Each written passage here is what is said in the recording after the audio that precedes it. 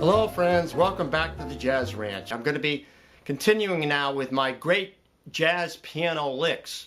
This particular one this evening is going to be by Bill Evans from his album Portrait in Jazz. Now this is my favorite album by Bill Evans. I heard it early on. He was playing with Scotty LaFaro and Paul Motian, and he played this song that he wrote called Periscope. And I love that song and his solo on that because it was so fluid and so exploring. And, you know, sort of long extended lines that were very complex and constantly reaching for new ideas. And I love this particular lick. Now I'm going to show it to you. I'm going to break it down for you. I'm going to show you the value of learning it and so on. And continuing, I want to give you a quote. I love to do quotes. So this is from Bill Evans, and he said this: "My creed for art in general is that it should enrich the soul. It should teach spirituality by showing a person a portion of himself that he would not discover otherwise. A part of yourself you never knew existed." I love that quote, and it's very true for all of us, something we want to learn about ourselves. So here we go now with the great lick, number 9, by Bill Evans from the album Portrait in Jazz and the song Periscope.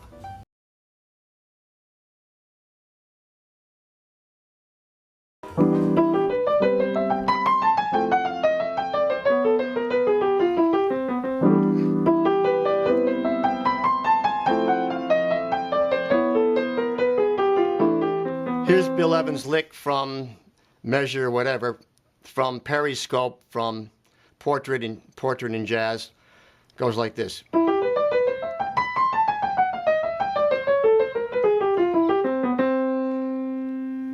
So that's a great lick, and I'm going to break it down for you. We're going to talk about it and how to approach practicing something like this and how it will improve your technique as an improviser.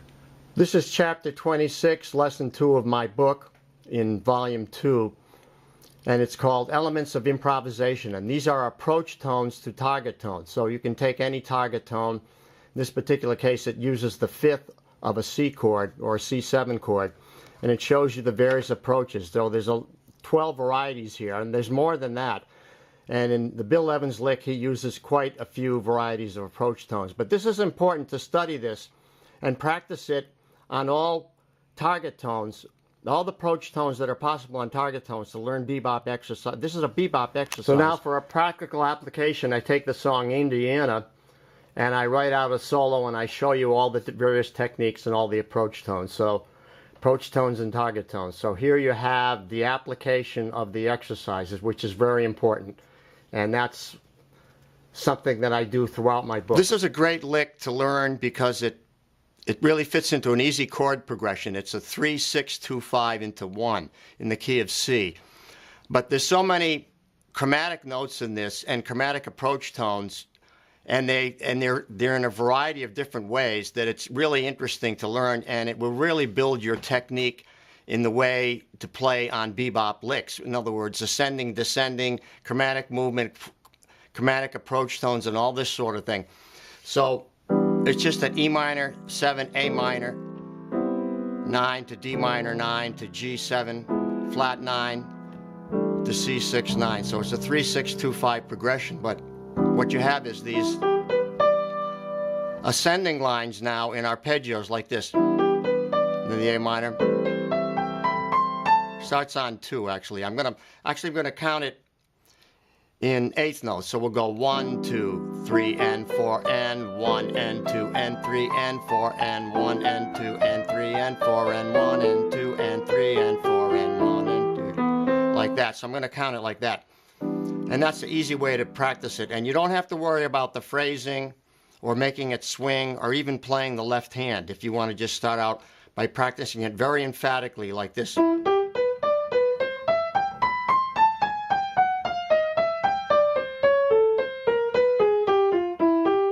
Now I write the fingering for you, but the one I used was this. I'm going like that. You have to find the fingering that's best for you. You can use that one. I'll write it in for you on the score. Or you can use one that you invent yourself. I often like to do things like this. It's very legato sound, plus you can move chromatically like that. All right, so there we have, you can do that like with the third finger down, then the second finger. Let's get that again. Like there, the two, and then up there like that. See how that works? In other words, when you have chromatic approaches from above or below, you can use the same finger and just slur it down or move it down to the next note that way. So let's break down the actual line in more detail. So here's the lick written out, and you see it has wave-like motion because it ascends up to this top note of C in arpeggios. Then it descends in these chromatic approach tones and through this complex figure. But overall, it descends down here to this low C. But within this, you have these target tones. The 9th here on the A minor 9, the 11th here on the D minor 9, then the 9 here on the D minor 9, then a flat 5 on the G chord, the G7 chord, then the 3rd on the G7, and the 3rd on the C. So it's important that you have those thirds in there to ground it, you know, on chord tones.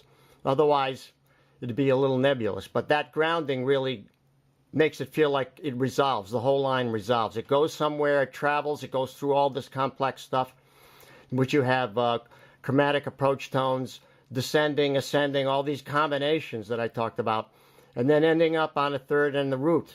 So it's perfect. It's perfect line.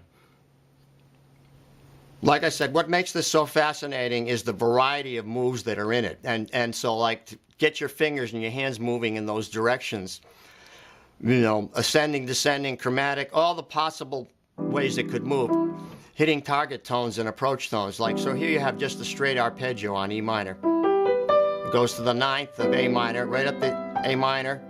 So you have up to there now, that's the 9th. And then it goes to A, so and there's your target tone on D minor. So it's an 11th, right? So it's a G, like that. So it's like 1, 3, 5, 7, 9, 11. So that's an 11.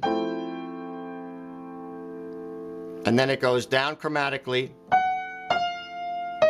to there, and then approaches the 9 like that. So it goes, the bebop approaches, so it's 3 half steps above the target tone to 1 half step below, and then the target tone on the 9th. So that's 3 above, down below. So that's the tricky thing.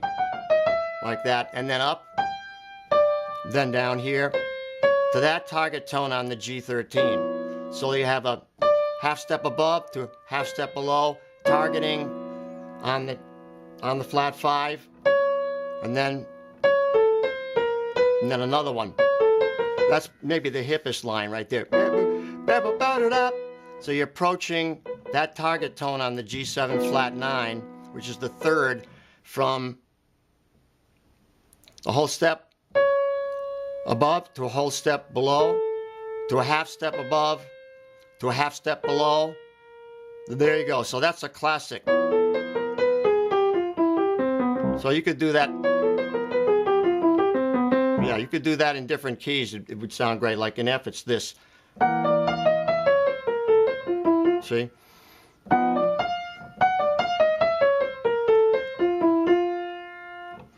Now I'm going to show you how I approach practicing this lick, because I had to practice it. So first I'm just going to play it in the right hand.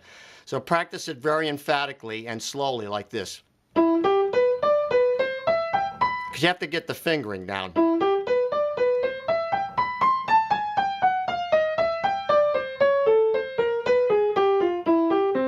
In other words, try to make it as legato as possible. In other words, all the notes are connected.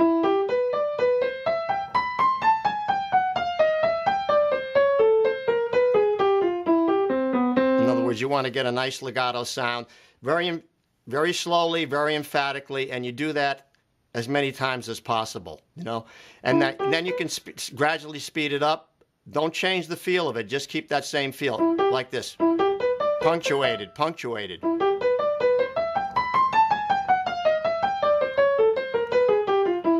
Again.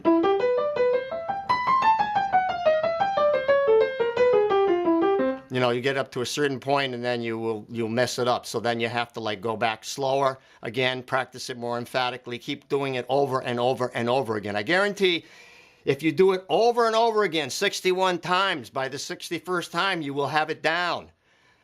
So like anything, like basketball, you know, any sport which requires a certain finesse and technique, you just have to practice over and over again. So like you can isolate licks where you get hung up.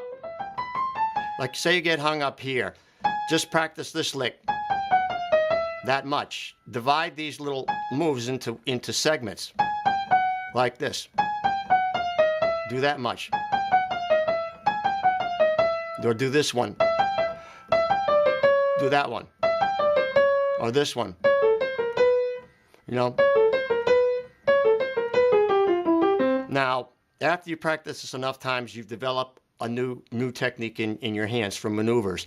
Then you try to emulate it by just playing this lick and then follow it up with something that you improvise. Another good way to practice it is just take it like in four, you know, and like in eighth notes like this.